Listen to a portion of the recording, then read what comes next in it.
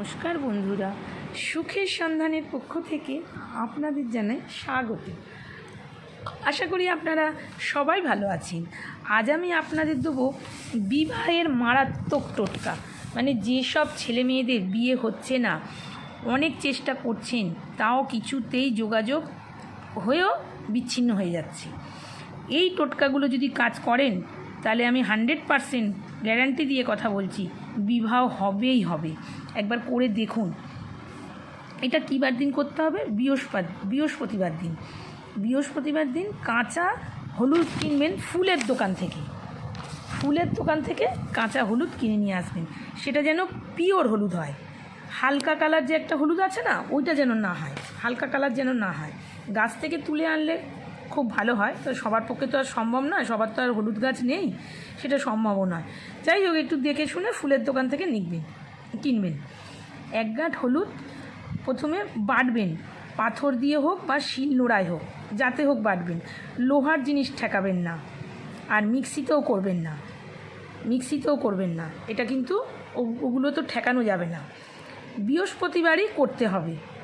1 গাঁট হলুদ ভালোভাবে বেটে নিন, 1 চামচ হবে। এবার যখন আপনি স্নান করবেন, শেষ বালতিতে ওটা গুলে নেবেন, হলুদটা জলে মিশিয়ে নেবেন, ভালোভাবে জলে মেশাবেন। এবার মগে করে পুরো জলটা ঢালুন মাথা থেকে একদম। প্রতিদিন করতে হবে, কিন্তু 3 মাস করবেন। একদিনও বাদ যায় না, একদিনও বাদ যাবে না। একদম 3 মাস, একদম বৃহস্পতিবার থেকে শুরু করবেন, প্রতিদিন করবেন, বাদ যেন যায় না। স্নান তো প্রতিদিনই করেন, অসুবিধে তো কিছু নেই। আচ্ছা, এবার আরেকটা কথা বলি। একটা কাঁচা হলুদ লাল সুতো দিয়ে কোমরে ধারণ করবেন। এটাও বৃহস্পতিবার করতে হবে। ওটাও যে বৃহস্পতিবার থেকে করবেন, এটাও বৃহস্পতিবার থেকে করবেন। আচ্ছা, আর একটা উপায় বলছি।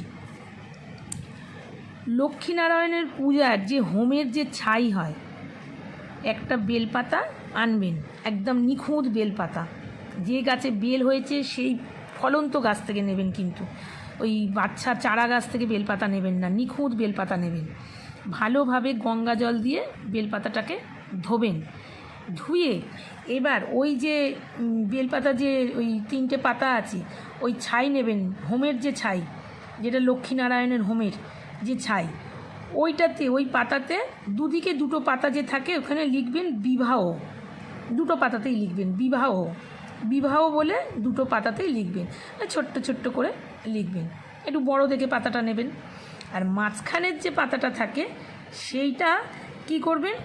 প্রথমে হোমের ছাইটা করজোড়ের মধ্যে দিয়ে ওই বেলপাতাটা মধ্যে দিতে হবে, করজোড়ের দিয়ে। আর মোম দিয়ে শিবের মাথায় ঠেকিয়ে মনস্কামনা বলতে হবে। মনস্কামনা বলে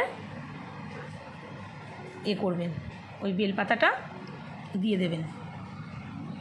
দিলে আপনারা করে দেখুন বৃহস্পতিবার দিন। এই যতগুলো আমি বলছি সব বৃহস্পতিবার দিন করবেন, বৃহস্পতিবার দিন ছাড়া করবেন না। এগুলো কিভাবে কাজ হবে আপনারা করে দেখুন, বিশ্বাসের সঙ্গে করে দেখুন। এই কাজগুলো, এই 3টে কাজ বললাম, 3টে কাজ করে দেখুন আপনারা। 3টে করতে হবে না, আপনি স্নানের জলে ওটা করুন, কোমরে ওটা করুন। যদি ওগুলো না করেন, যেটা আপনার সুবিধা হয় সেটা করবেন, করে দেখুন।